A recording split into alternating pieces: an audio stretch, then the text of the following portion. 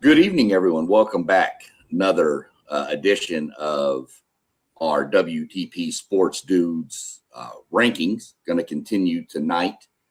Going to stay on the defensive side and go with the interior defensive linemen. That's where we're heading this week.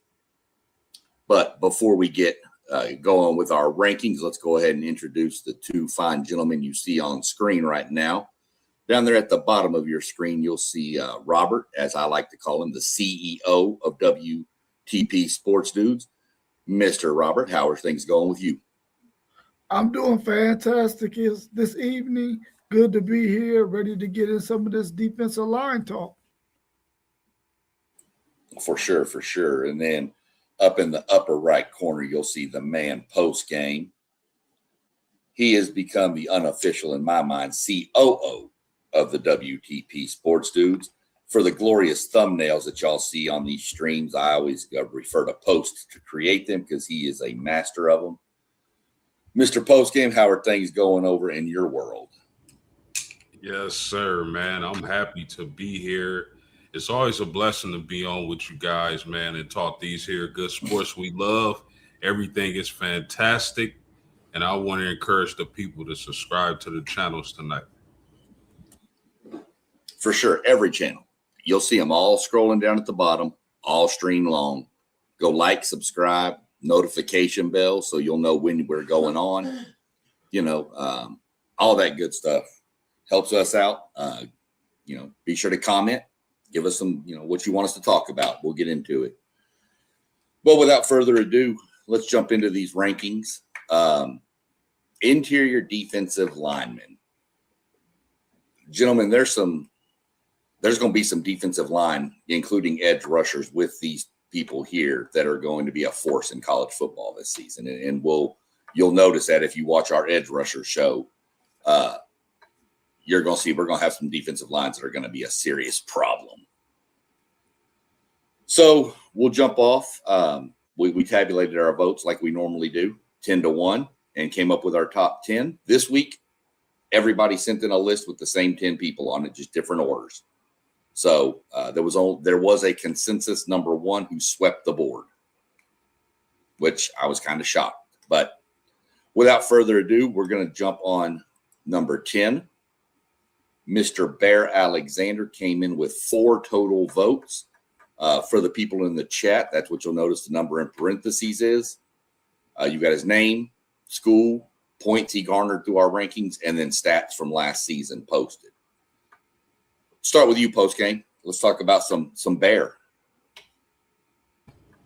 Yeah, I really like this guy at the defensive tackle position.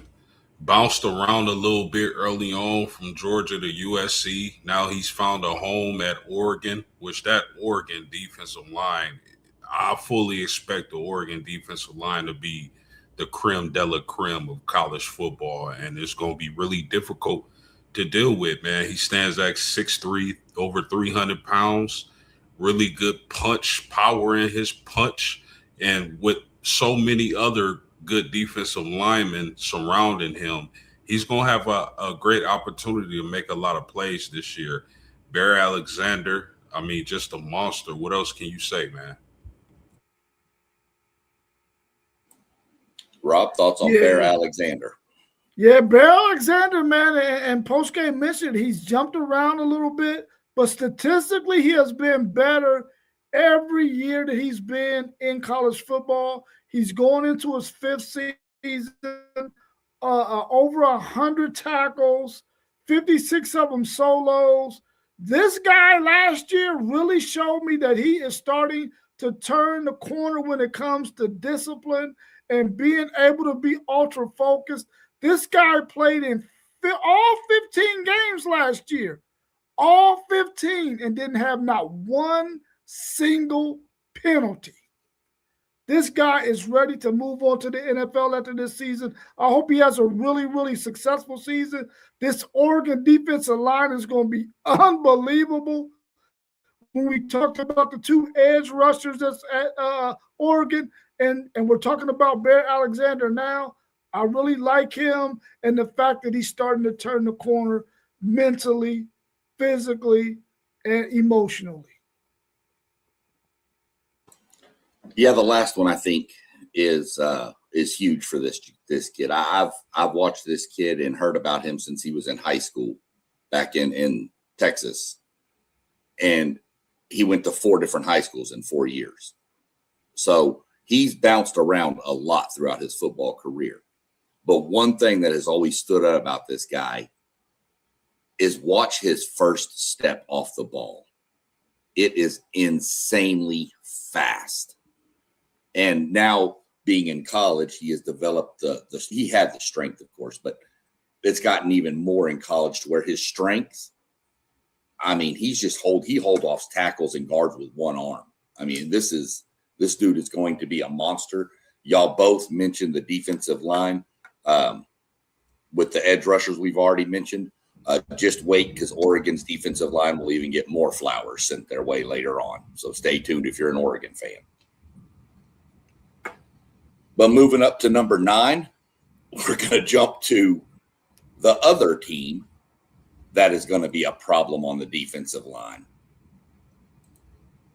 And we're going to jump to Justin Scott of Miami, who came in with 7 votes. And Rob, we're going to let you start off with Mr. Scott. Yeah, we got Justin Scott in his 3rd year, 6'4", a little under 300 pounds, a guy who you can put in the 0 all the way to 3 technique, a guy who can be right up over the center and can also get in between the guard or even head up on the guard. I really like the upside of this young man. He has a quick first step as well, can get off of blocks and can get in those creases and really push the pocket. I really like him. 1 forced fumble, and he had 33 total tackles. Now, he doesn't have some amazing stats yet, but I think this year is the year he's going to get to turn the corner. We had a lot of attention played towards Mesidor and Bain last year. I think Justin Scott is going to be one of those guys this year that we're going to be talking about on that Miami defensive front.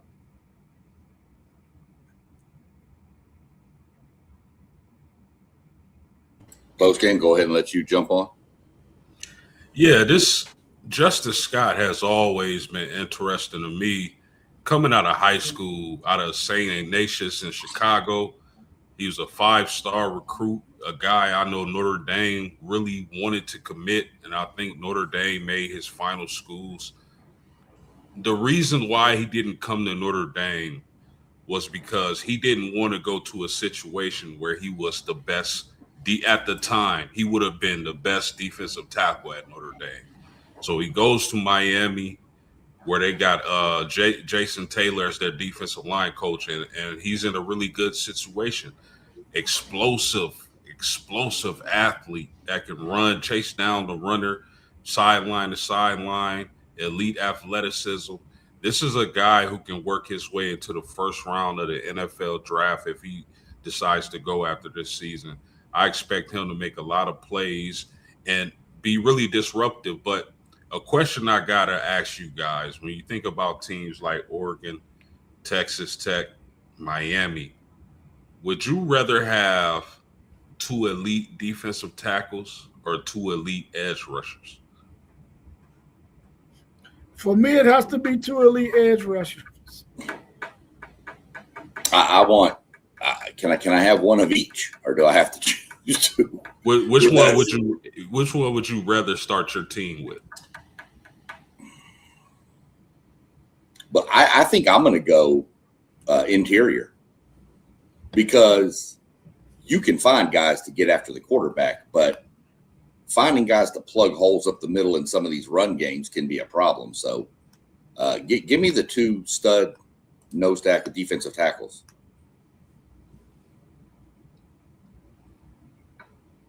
That's where I'd go with that. My take on Justin Scott is exactly, I mean, y'all said it all. Rob, you mentioned he doesn't have the high sack numbers of some of these people, but I think in the scheme of that defense, his job is to do what I said: plug the run, push the pocket, push the guard in the center back into the quarterback's face and make him go one way or the other to where one of those 2 bookends last year, Mesidor and Bain, are just sitting there waiting for him. So I think that's the grand scheme of that defense that they're running over there. But I don't really expect huge sack numbers out of the guy, but I think he's gonna help shut down the middle with the run game. Anything else on Justin Scott before we move on? No? All right. Next, we're going to jump over to a team we haven't really mentioned in many of these rankings lists. And we're going to jump just below the state of Ohio, where Rob and I are, and pretty much just a little bit south of Indiana, too, and jump to Kentucky to Tavion Gadsden. He tied with Scott for 7 votes each, but I just put them in alphabetical order, ranking them that way. So that's why he's ahead of Scott on the rankings. So we'll go with Gadsden, and we'll let post-game, you can take the lead on the Kentucky boy. Yes, sir. Stein says that if Kentucky is going to win, it's going to be because of him. Well, Tavion Gadsden is going to have – it's a really bad echo, fellas. Tavion Gadsden is going to have a lot to do with Kentucky being successful this year. Now, he has to stay healthy. This is a guy who's been banged up throughout his career, so he has to stay healthy. But the thing I like about Tavion is his burst, his get off. It jumps off the screen when you watch him play. And if he's able to stay healthy this season, gentlemen, those sacks are going to go up as well as those tackles. I love Tavion Gadsden. As long as he stays healthy, he's going to ball out. Yeah, I like Tavion Gadsden as well. Gadsden as well. I'm telling you right now, we've talked about this Kentucky team for a number of years in terms of them being able to play some of the better teams in the SEC really, really close with possibilities of pulling off some upsets. And they've always had a player or two on their defense, a player or two on their offense that was really, really talented and got high draft grades in the NFL. I think this young man, after 2 years, and post-game you said it absolutely correct. In the interior, he is an excellent pass rusher in the interior that can get after the quarterback. 2 years, 29 total tackles, 16 solos, 3 sacks, 20 quarterback pressures. He's coming back from a major knee injury. And I think that once he gets all the way fully healthy, you're going to see this guy explode this year. And I'm really looking forward to watching Kentucky. I know Texas is going to be their 3rd year playing Kentucky. Kentucky played them really, really well in Austin 2 years ago. They played them extremely well. It should have beat Texas last year at home in Lexington. I'm looking forward to watching this young man ball out. Yeah, kid was highly regarded, had some issues with injuries in his first 2 seasons, came back last year, put on a really good thing. While I was looking up his stats, I came across the PFF for him at a 16.9 pass rush win rate, which was the best of all Power 4 defensive tackles. So as long as he stays healthy, which I expect, he played last year and had no problem. I think Kentucky might have found the anchor on that defense right there. He proved it last year. You mentioned it, Rob, against Texas, playing now with another full year of strength, training, conditioning underneath his belt. I think he could fly up from this number 8 ranking we have him, or 7, 8, all the way. He could be in the top 5 by the end of the season, in my mind. This kid's going to be a problem. I think so. Let's see, get back up here.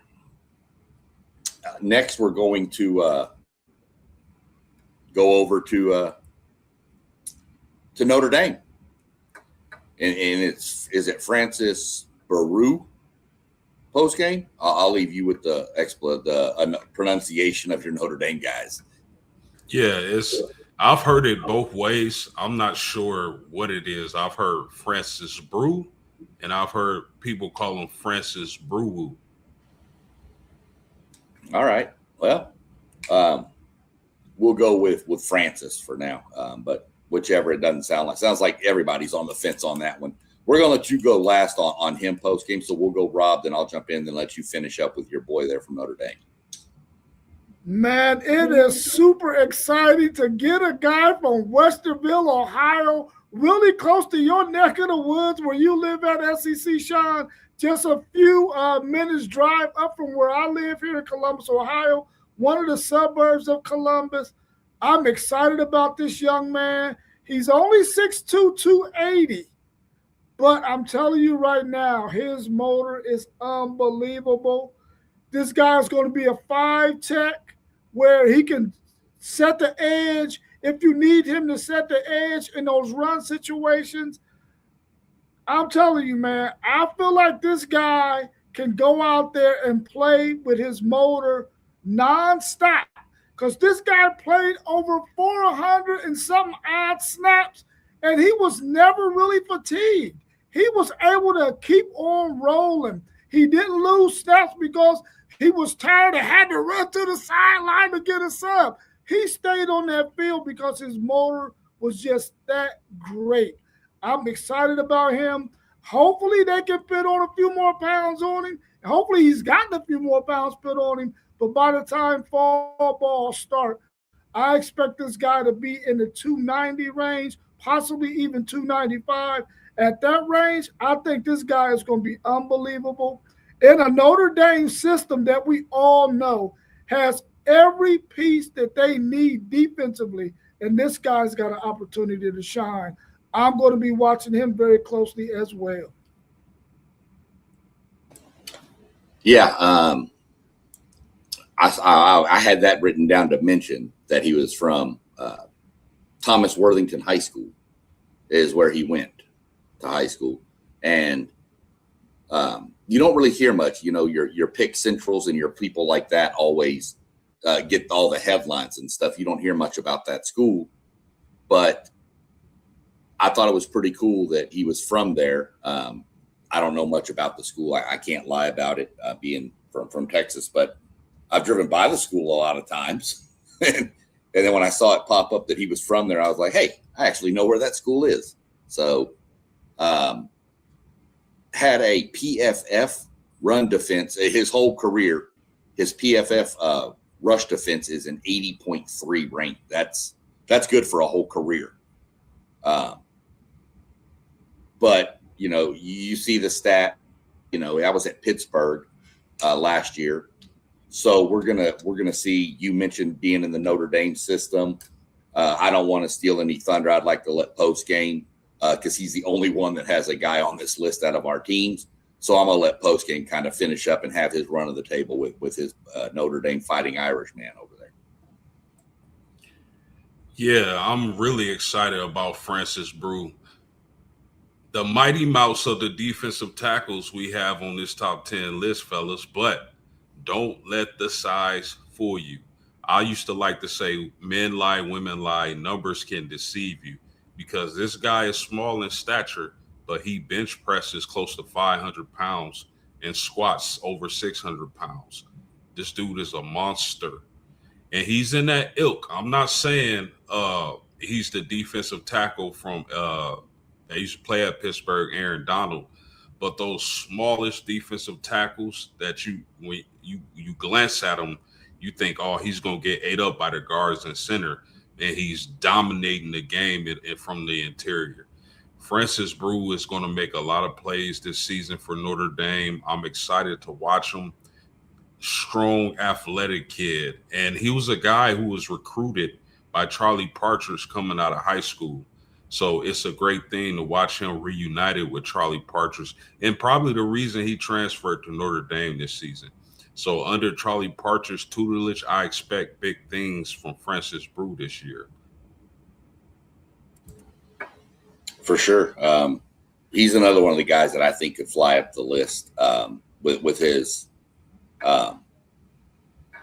ability in being in that system. I think he's another one that we could see. If we re-ranked this at the end of the year, I'm betting you there's a few of these names that would be higher up.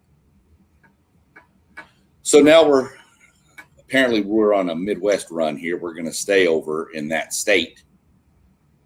just drop a little bit and go check in on Tyreek Tucker from Indiana. And we'll let post game you can take the lead on Tyreek.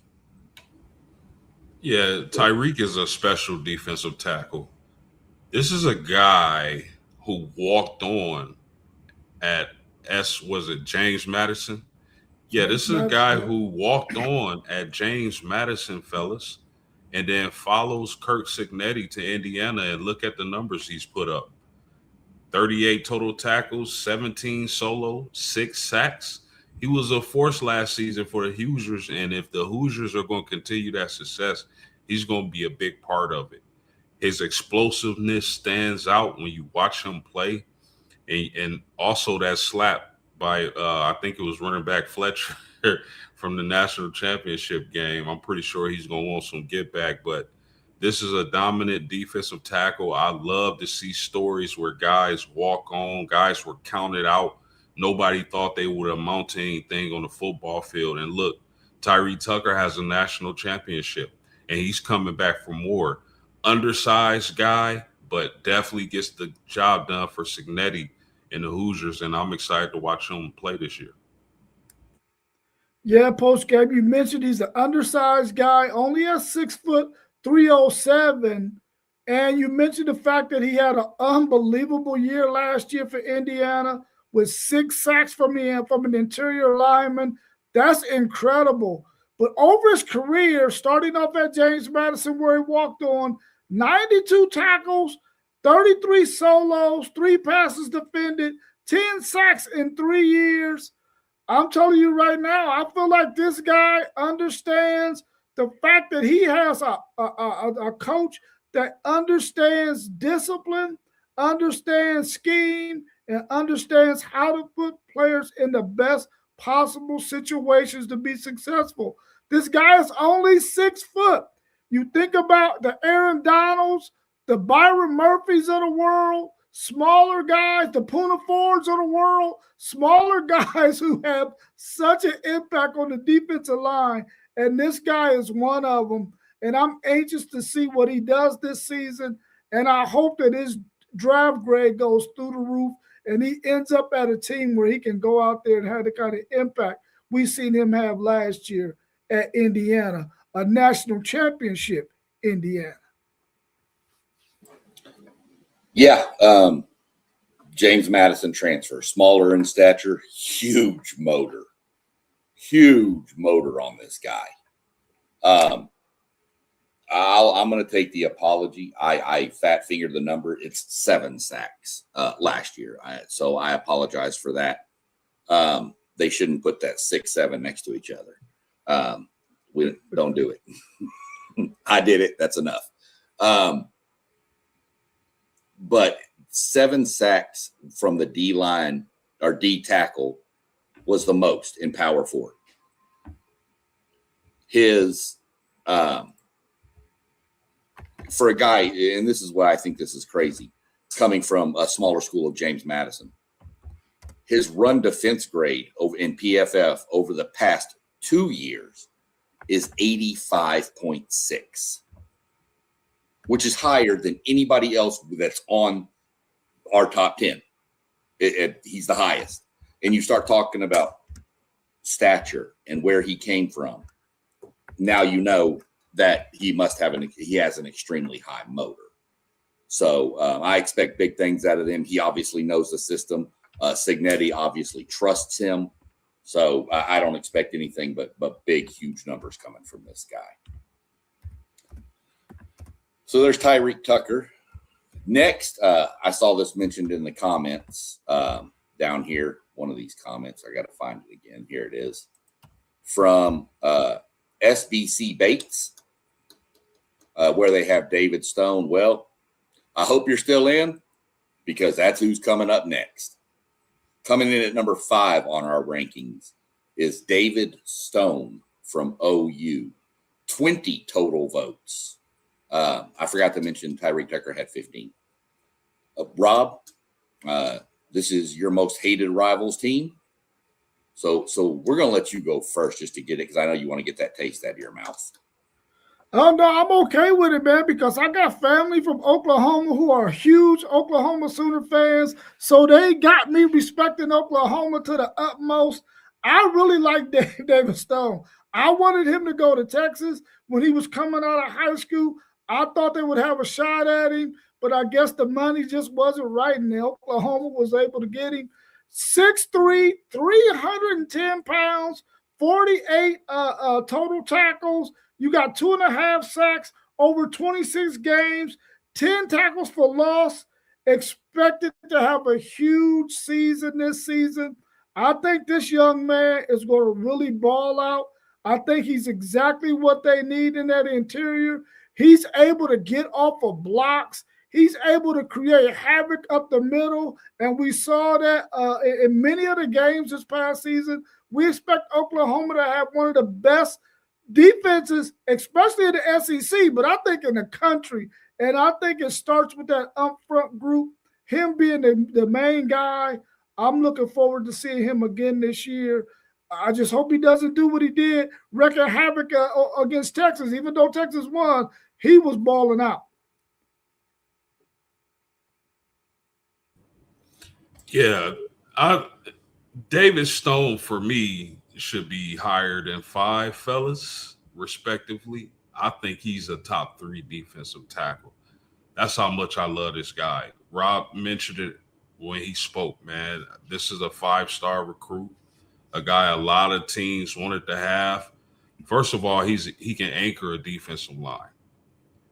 If you watch him, like his get off is special and his explosiveness. Not to mention he has heavy hands, which is always a problem for interior offensive linemen to deal with.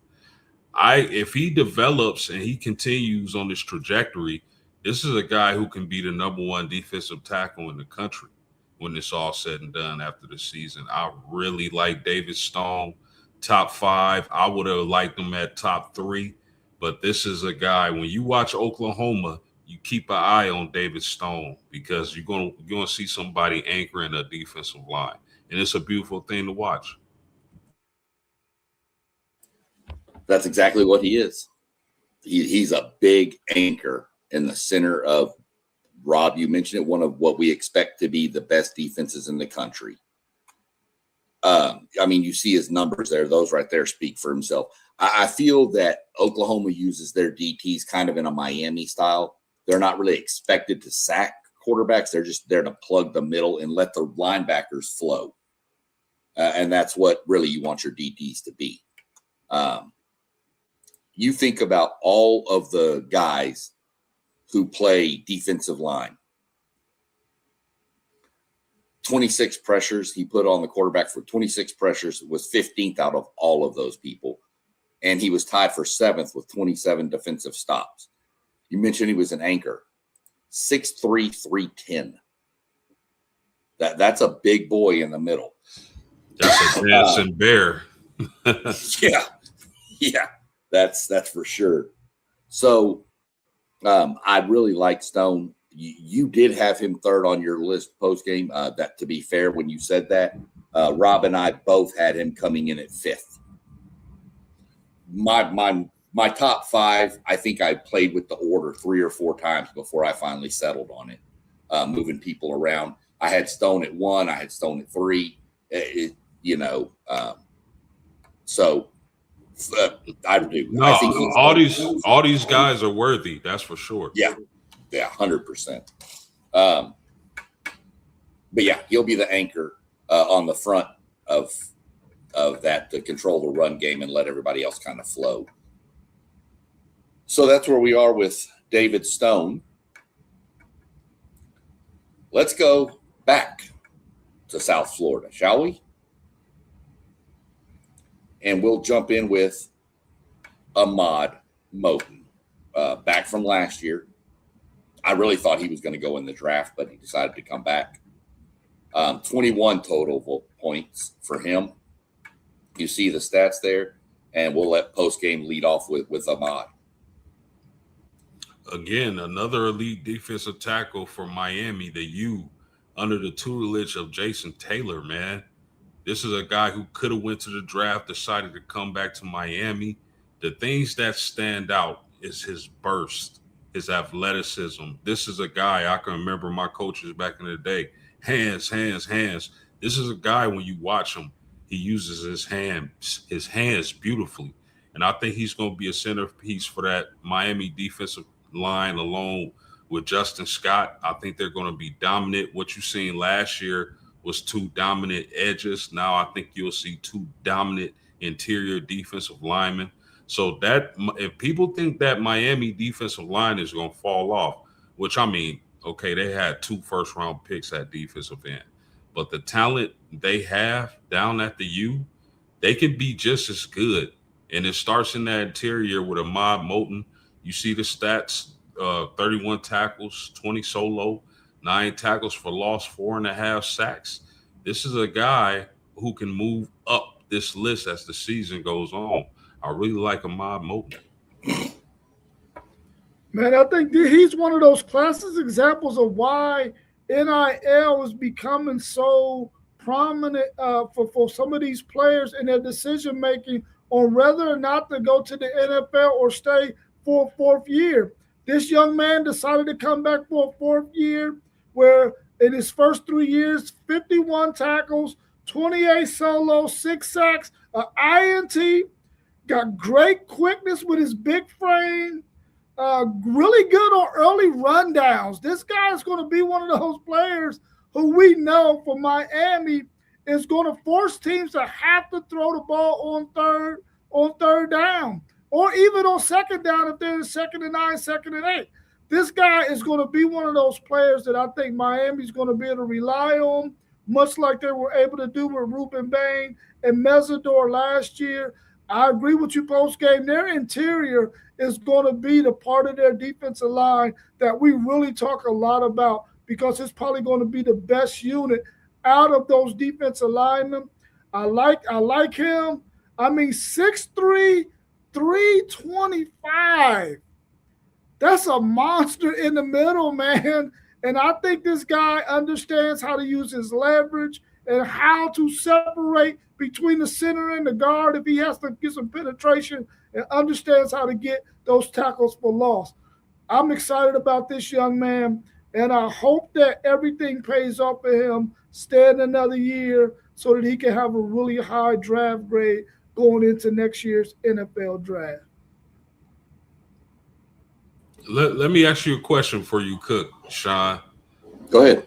Now, I asked y'all the question earlier, which one you would rather start a team with. If you're an offensive lineman, would you rather deal with elite pass rushers from the edge or elite, big, huge monsters in the middle? Which one would you rather see on game day? I'd rather see, believe it or not, even though I said I'd start my team with it, I'd rather see elite defensive tackles. Edge rushers with their athletic ability could put a major hurting on your quarterback with a full head of steam coming at him. So give me the 2 defensive tackles. Yeah, I'd rather go against 2 huge defensive tackles who are really, really good. I mean, if you go back to 2024, Texas versus Michigan, they had those 2 big defensive linemen in there, and Steve Sarkisian was able to scheme up some stuff to get them guys running sideline to sideline. And where did they end up in critical situations? On the sideline, because they was turners on get out, and then that's when Texas would run the ball at them. I'm telling you right now, when you got edge rushers, it's a nightmare, because if they get you in down in distances that are long, those edge rushers can really hurt your team. Now, those some interesting takes, and if y'all don't mind, because I've seen quarterbacks be able to climb the pocket and the OC kind of scheme against elite pass rushers. Well, one thing about Tom Brady's career, I know we talking about college football, but just walk with me.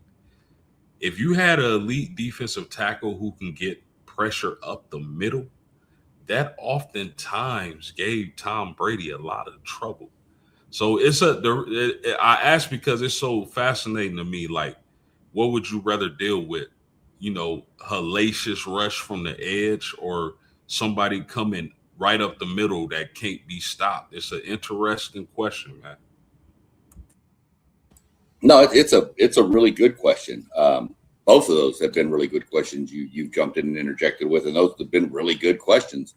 It's good debate back and forth to find out everybody's different opinion on how you would handle it. I'm probably wrong in the way I've handled it. That's probably why I'm sitting here on this podcast and not on the sideline as an offensive coordinator somewhere. But we're going to give you what we think, and that's just what I hope the fans and everybody joining in enjoys. I can't get rid of this cough, guys. I apologize.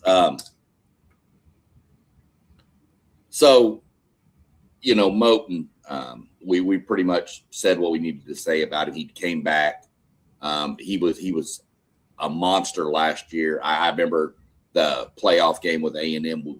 I mean, he just we were more focused on Bain and Mesidor to not let them do something to us, that whenever Reed stood up and started to run, Moten was right there to stop him from going. Y'all have seen Marcel Reed cut through the middle and be gone. Moten was there to just be like, no, that's not happening, sir, and put him down. So I got firsthand saw of what he can do, and he is just a huge, huge person. And when you watch him play, I'll tell you this, he plays, which all these guys do, but when I noticed with him is against a mobile quarterback like Reed, he played with such a high IQ of knowing if I get too far up the field, we're going to get burnt. So he knew exactly where he needed to stay. So, and that's a lot of credit to his defensive line coach, who you've mentioned post-game, Jason Taylor. So, yeah, and speaking of A&M, last night I went back and watched the Notre Dame A&M game from 25. Just to have a broken heart again, hoping for a different outcome. But man, that was one heck of a game. Yeah, that was an all-time classic in my mind for both teams. I mean, one of us had to lose, and it was going to be heartbreaking for either one. I would have rather have seen it go to overtime, no lie, post-game with the way it went down with the kids dropping the snap. I hate to see that, but great game. I watched it about 5 times, but probably for different reasons. Yeah, same. About five times. I have not rewatched the Miami A&M playoff game, though. That one's dead to me. So we'll leave Miami. What do y'all say we jump on a plane and go right back across the entire country to where we started this thing pretty early? Actually, we did start it here. Let's go back to Oregon. And let's go check on our main man up there, Mr. Amari Washington. And there's a stat on this page for everybody watching that just jumps off the page at me. And I'm sure one of you two gentlemen will notice it or probably mention it anyway. Came in with 24 first place votes. And let me see who went first. I think it's Rob's turn to jump on Amari first. Man, this is scary. You're thinking about Amari Washington at Oregon, 6'3", 330. He's a 3 technique in his 4th year, 45 tackles, 2 sacks, 37 games, 1,027 snaps. Good burst through the inside, good run support. Just imagine being an offensive lineman and you got a guy playing the 3 technique, and you got Bear Alexander on the other side of your center, possibly playing the 3 technique as well, both of them over your guards, and you have to decide who the center's going to help. He's going to have to help one of them, and I think the obvious choice is the guy who was 6'3", 330. But then you leave Bear Alexander one-on-one with a guard, man, he's going to be toast. I think this Oregon defensive line is going to be phenomenal. Amari Washington he's going to ball out.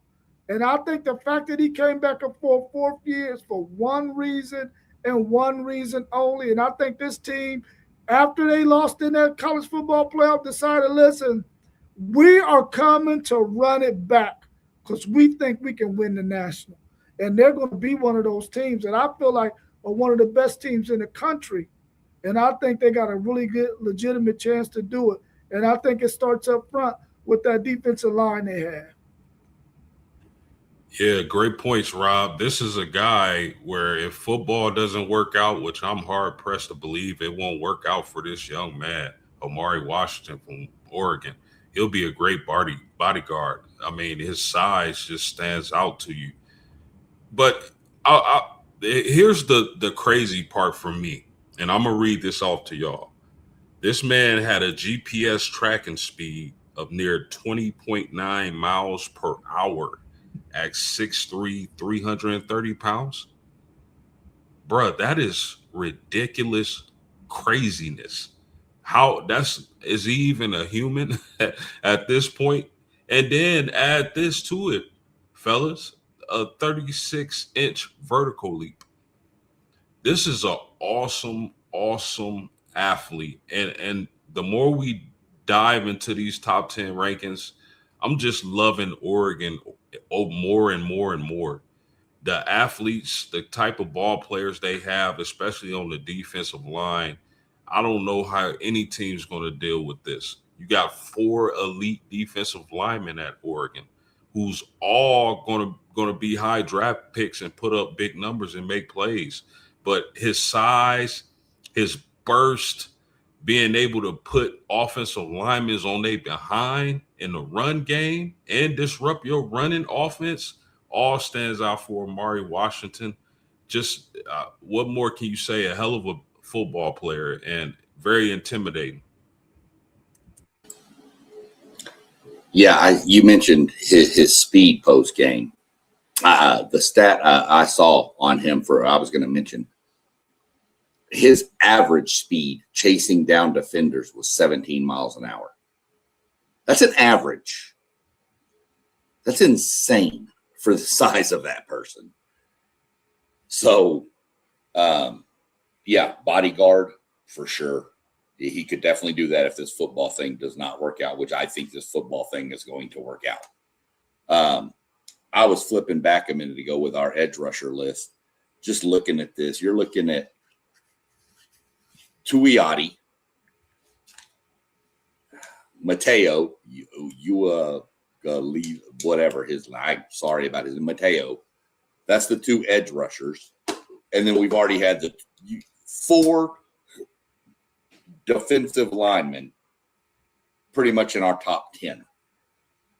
And if you look at other rankings, they're pretty much in everybody else's top 10 too. So if you are an offensive lineman in the Big Ten, playing Oregon, you probably need to eat your Wheaties, tighten your belt straps up, tighten your shoes up, get some extra tape. Or you can take my angle and just like tweak a hamstring in practice and just call it good till the next week. Because these defensive linemen from Oregon are not a joke. But go ahead. I didn't mean to cut you off, but how would you attack this defensive line at Oregon? Like, I know they're in the Big Ten, so I know Notre Dame won't be seeing Oregon to the playoffs. Texas or A&M wouldn't be saying Oregon to the playoffs. What would your mindset as an offensive coordinator be attacking this defensive line? Because I can't think of any. Well, in my mind, you still have to try to run the ball. You have to try to keep them somewhat honest. But you're going to have to develop and use a lot of hitches, slants, bubbles, even some motion, hoping to kind of wear the defensive ends out a little bit. Jet sweeps, things like that. You're not going to have time to sit back in the pocket, 7-step drops. You're not going to have that time. You're going to have to 3-step, get the ball out. It's going to have to be all timing mode. Unless you have a superior offensive line, which even then, that much wear and tear getting beat on. So That's my theory as an OC is quick, short motions, little quick, short passing game. Yeah, for me, man, you gotta pray you got a dual threat quarterback, and you gotta have some play calling in your arsenal where you can go up tempo, and it gotta be the efficient kind of up tempo. It can't be the I'm going fast just to be going fast and you go 3 out.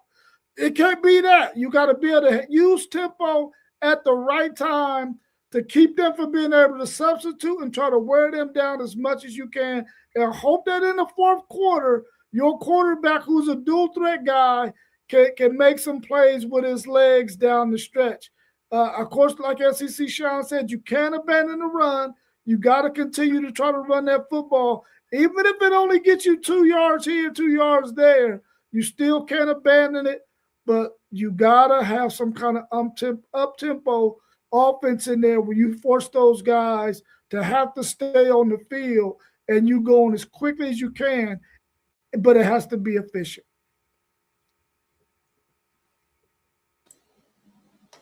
What about you, postgame? How are you attacking it? Bro, I don't know. That's why I asked y'all. I wouldn't know how. I mean, it would have to do. It would have to do a lot with personnel, because even if you get this defensive line moving sideways, they have the speed and athleticism to do that. I think the best way to attack them is to wear them down. Run the ball, mix them up, confuse them. You better pray you got some great blocking tight ends. I mean, only Peyton Manning would know how to attack this D line, man. Yeah, that's a good point. I mean, even to mention that, but 12 or 13 personnel would be a solid way. It kind of limits your offense, and if you go into 13, but I mean, at least maybe your quarterback could stay alive. I don't know what else to say, but yeah. Well, I mean, it's going to be. I'm glad I'm not in the Big Ten. That defensive line is nasty. And then when you think about the Big Ten conference, do you see any team being able to deal with this? I know a lot of people think Ohio State is going to have a great offensive line, but I believe they have a lot of starters coming back from last year. And last year they were good. I don't think they were great, but I just don't. I don't know any team in the Big Ten who's going to be able to deal with this defensive line. Offensive line, probably Indiana. To be honest, if you put me on the spot right now and said, what offensive line in the Big Ten can handle with this, I'm going to go Indiana. That's the only one I would say too, just simply because we all know how disciplined and how much attention to detail Curt Cignetti's offensive line pays attention to that stuff, man. They don't get out of place. They don't do any of that. They don't make errors, man. And I think that would be one. We talked about Ohio. We mentioned Ohio State, but I didn't think Ohio State's line was any good against really good football teams that had a good front. They were not able to do well at all. We've seen it against Texas. We've seen it against Indiana. And we've seen it against Miami. They did not fare so well against really good defensive lines. And I know that their linemen are going to be a couple of years older, but I didn't think they were that great last year. And I think they haven't found a combination where they actually want these guys to be to play in their best position. So I think the verdict's still out on Ohio State's offensive line. Hey, Rob, if T.Y. was here, he would have turned to the same color as my shirt here. You see that? Say that. You know what? But one time Zaya would have agreed. Yeah. That's. You also have to factor in Ohio State's bringing in a new OC. So if the offensive line is back, it's still a new offensive line because they've got to learn all the splits and everything that this OC wants to do. Yeah. So you got to factor all of that in when you're looking at this. That's why I would go Indiana as the offensive line that I guess is the best able to hold up to this. You know, this is where you put it in perspective, though, and flip it around. Look at how much love we've given Miami for what they've got. Who in the ACC is going to stand up to that line? Yeah. I mean, I really don't have one. Maybe SMU or Louisville has a great line. I don't know. But, I mean, that's why this year's going to be so fun, because you mentioned it earlier about how much you were liking this Oregon team post-game, and the only question I have from Oregon is right up here. Yeah. Is between the ears. That's the only thing I have on them. So I can't remember real quick. Before we get back to the rankings, do both of y'all have Oregon as y'all preseason one? I think I had Oregon as my preseason one. I believe. No, I think I threw the reverse jinx. I think I had them too. I had Texas at 1. I think I had Texas 1, Oregon 2. Gotcha. I'd have to go back and look. I have them in my phone. I'd have to go back and look. While y'all are talking about the next guy, I may scroll back and see if I can find what I had. If I didn't have them 1, I got them 1 now. Yeah. Yeah, I hadn't done as deep of a dive as we've done going through these rankings. So I probably would have had them 1. I might have had them 1 anyway. Actually, no, I think I had Notre Dame 1. In fact, I know I had Notre Dame 1, Oregon 2. That's what I had. So yeah, I know they're either 1 or 2 for me, for sure. Yeah. I mean, you know, to me, there's 3 complete teams that on paper it looks like, and it looks like it's Notre Dame, Oregon, and probably Miami as the top most complete with not many questions. But you know, there's a long season still coming, fellas. So you would rank Miami ahead of Texas? Right. Yeah, I think so. Slightly. I don't have as many questions with Miami as I do with Texas. That's why. I got a couple of questions with Texas on the defensive side, with the secondary, and on the offensive side with that offensive line again. So I don't have that's the only reason. The top 6 or 8 teams we could probably make arguments for, but that's where I would have it right now. Sorry to all the Longhorn fans watching. We forgive you. That's all right. All right, gentlemen. We're in the top 2, and we're going to jump over to the artist formerly known as Lane Kiffin's team, and jump to Will Eccles from Mississippi.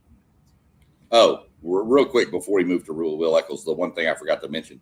Did y'all see the last stat in Mr. Amari Washington's line?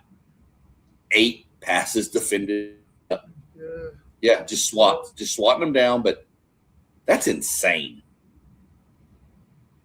So now we'll jump over to Will Eccles. That's insane and a really underrated stat. Right. That's why I had to throw that one in there, because, I mean, if that's 3rd down, brother, and you're swatting them, that's punt time. I'm anxious to know how many of those passes defended might have got deflected and became an interception. That's the one thing I couldn't track down. I did actually look for that while I was doing that, but there was no. I mean, I could have gone play by play for the whole season, but I wasn't doing that much. But yeah, even if they're not, though, you force a punt by knocking it down on 3rd down. It's just as good as a turnover sometimes, you know. So. Mm-hmm. But next we got Will Eccles from Mississippi State. 25 total points in our rankings. We're on a post game to jump this one off. Post game, you can lead off with Mr. Will. Yeah, Will Eccles, man, really an impressive defensive tackle. And here's the thing, ladies and gentlemen, he came into college as an offensive guard. moves to defensive tackle and becomes a nightmare for opposing offenses. I was really surprised, Sean and Rob, that this guy didn't follow Kiffin to LSU, but he stays at Mississippi. Explosive player. Watch his get off. As soon as that ball is snapped, he's moving. Really effective pass rusher. I believe he led the country in pressure rate and stops.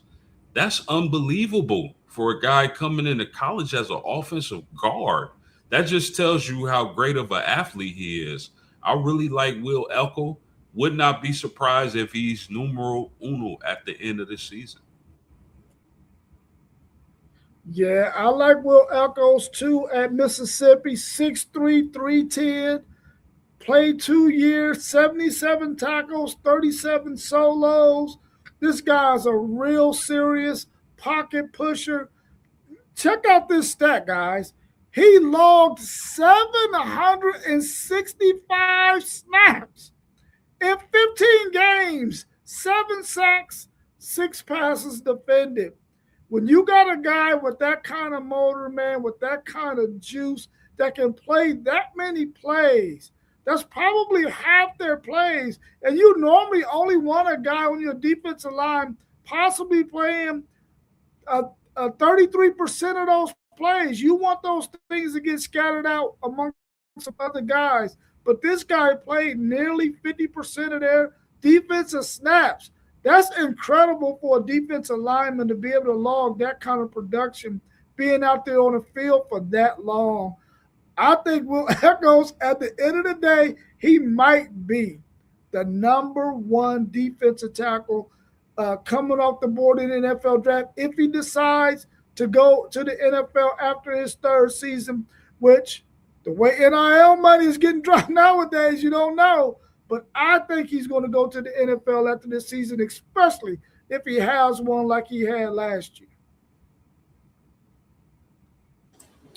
Yeah. You think about this. Over 1/3 of every tackle he made was behind the line of scrimmage. That's an insane rate. And I don't think I'm not saying they were like just 1 yard losses either. I think these were like 2, 3, 4, 5 yard, put teams behind the chain type plays. But that's still, I don't care if it is 1 yard. Over a third of your stops are tackled for losses from the defensive tackle position. 5, 6 passes defended. I mean, you mentioned it, Post. Offensive lineman turned into defensive nightmare, and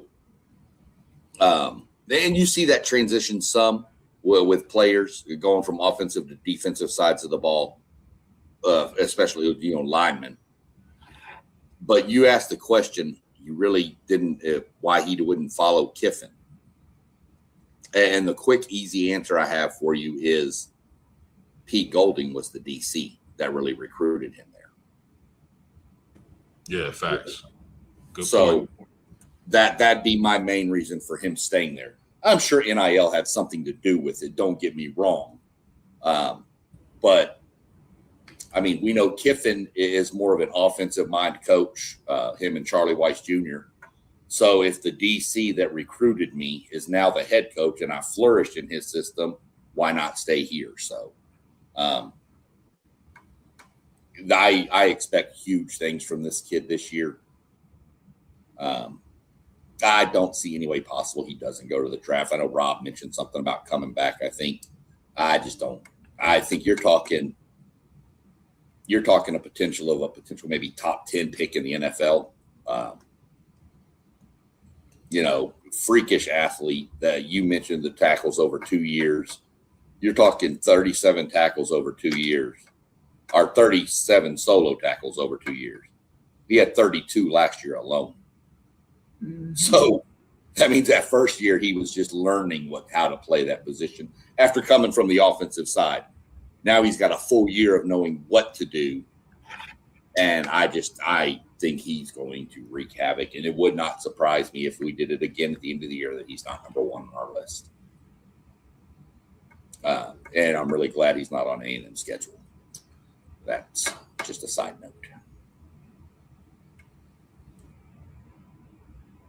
And next, we will follow up with the consensus. First place across the board from all people that voted with 30 points. Mr. A.J. Holmes from Texas Tech. Thank you, Cody Campbell. Oh, was I not supposed to say that? Is that a dig or something? Sorry. And it'll be, we got post-game leading this one off? Yeah, I think post-game leads this one. Is it post-game or you, Rob? I don't remember. I've lost track of who goes where. Whoever wants to speak on Texas Tech first, go ahead. Go ahead, folks. Yeah, the same thing be happening to me when I host, man. But anyway, A.J. Holmes, we got him number one on the board, best defensive tackle in college football. And if you watch college football, that isn't far-fetched at all. This is a guy who came over from Houston to Texas Tech and just blossomed. And you know what's interesting? A lot of scouts are comparing him to Chris Jenkins from Michigan.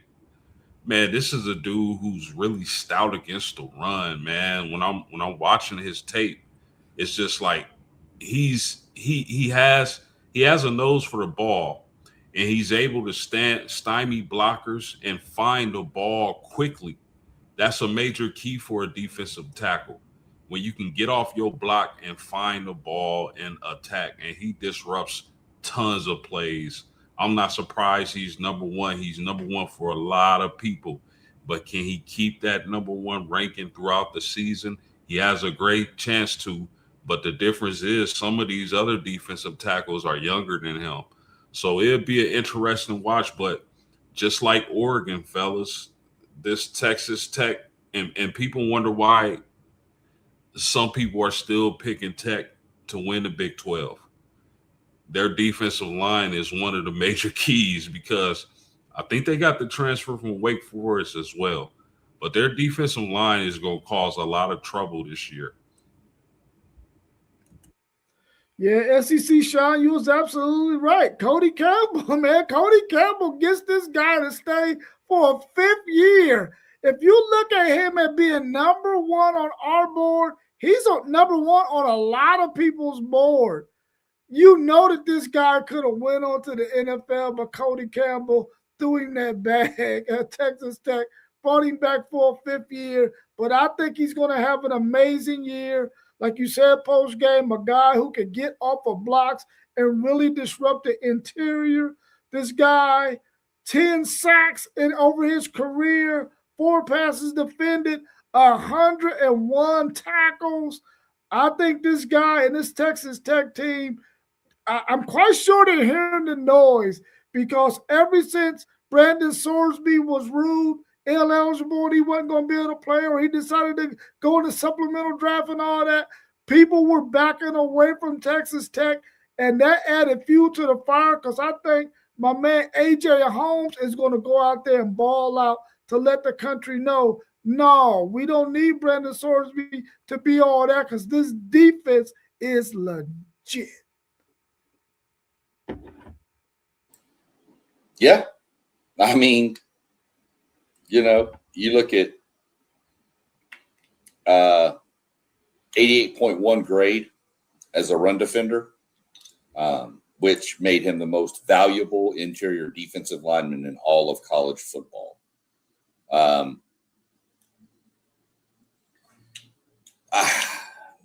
mean, I'm glad Texas Tech man isn't in our chat because I'm sure we'd be hearing about him a lot, about how great he is. And he is. He's phenomenal, guys. Look, everything that is said about this man is phenomenal. I mentioned Will Eccles had a third of his tackles were for loss. Well, half of A.J. Holmes' tackles were solo, and 1/4 of them were for loss. with 4.5 sacks and a forced fumble to go with it all. So he's going to anchor that Tech defensive line. You said it right. People kind of wrote them off after the Sorsby thing. Texas Tech defense is going to be good. And all Texas Tech needs is for their offense to be above average. And they're going to cause some – they'll have the Big 12 will be there for them to take if they can beat Houston, that is. But A.J. Holmes, I mean, consensus number one across the board from a lot of stuff I've seen ranking Big 12 guys and SC and all college football guys. He's been a consensus top 2 or 3 at least, and most of them had him 1.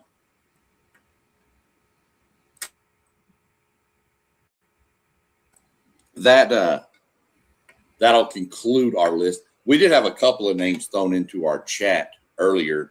I didn't have time to do any research on any of these, so if y'all know anything about them, that's fine. Elijah Hill from Kennesaw State, Kamari Copeland from Virginia Tech, and Ethan Herkett out of Iowa. I didn't have a chance to do any research on any of them, but they were mentioned in our group chat, so I wanted to go ahead and put them on the screen so that we could get them out there. Anybody that watches, if you know anything about any of them, please jump on it. You got anybody else you're interested in seeing? Shout out to Penn State Sports Talk 2477. He was in our chat, he or she, I don't know, but they said I can't pronounce that. Yvonne Kamaju is crazy. And they said he's going to play a big part in the return back to the playoffs. Man, I've said this on multiple occasions, man, on our streams. The NFL, they got their work cut out for them this year. They got their work cut out for them every year. But this year, we've gone through several top 10 lists. And this one is no different than any of the other ones. But have you noticed that in this one we just did today, we didn't mention anybody from Texas A&M, anybody from Texas, anybody from Georgia, anybody from Alabama, anybody from Ohio State. We didn't mention anybody from any of those 5 schools, which we think are going to be, all of those teams are going to probably be in the top 10 except for maybe Alabama. And we didn't mention that one player from any of those teams on the defensive line, on the defensive interior line. The NFL going to have their work cut out for them. And we know all of those teams got some fantastic defensive linemen in the interior on them. The NFL, I feel for you because you're going to have your work cut out for you because it's going to be so much freaking talent in this 2027 NFL draft. Yeah, that's a really great point, Rob. The depth at tons of positions are going to be crazy for this next NFL draft, and I expect defensive tackle to be one of them. And I mean the defensive lines, man, as a whole in college football, man, it's going to be interesting to go back when the season starts and see which defensive tackles shot out the board and those who fell down the board as the season progresses. So you mentioning that, Rob, the teams we didn't mention, your breakdown was 3 SEC, 3 Big 10, 2 ACC, 1 Big 12, and 1 independent, obviously with Notre Dame. So, but the problem is the Big 10, 2 of them are from one school. See, both of them are from one school. So, quick question here that you just mentioned about the NFL, Rob. I got one quick question before we jump off.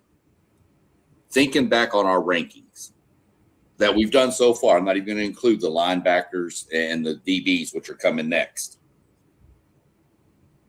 Do you think this might be one of the deepest drafts we've seen in history?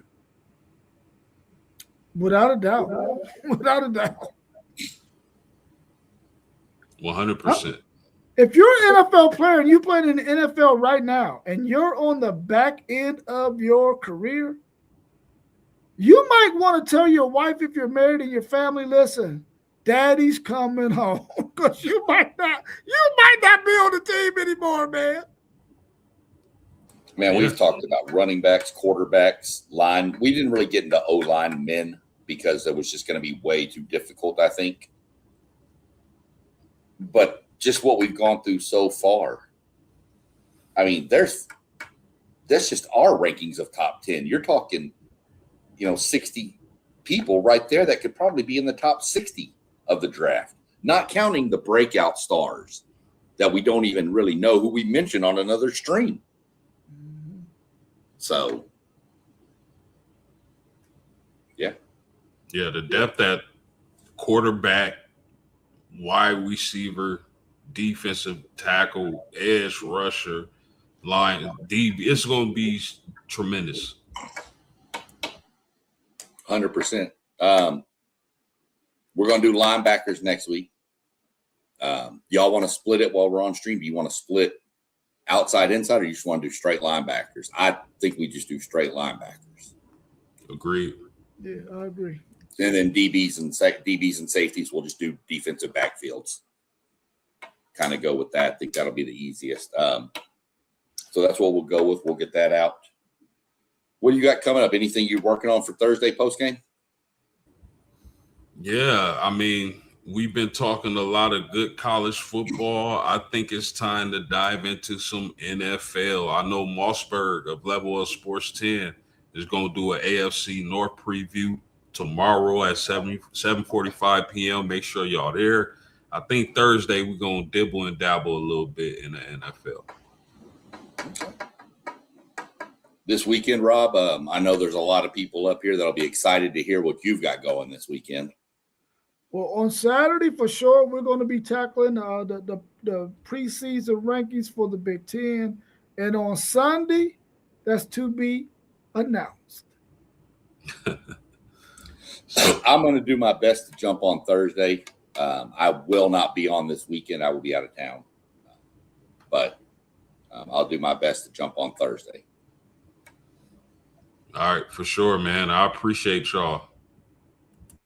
Yeah, appreciate y'all. Yeah, too. definitely. I appreciate y'all, your input, all the knowledge that y'all bring when we do these ranking shows, and start that prep work, because I think linebackers are going to be just as much trouble as these D-lines have been, fellas. Other than that, y'all have a good evening. Everybody in the chat, we appreciate you for joining. Again, go like and subscribe to all of our channels.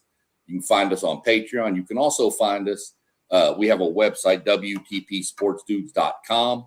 Go there, drop your questions, comments, topics you want us to talk about. Let us know. We'll get on it. Other than that, gentlemen, have a good evening, and we will catch up on the next one. Peace.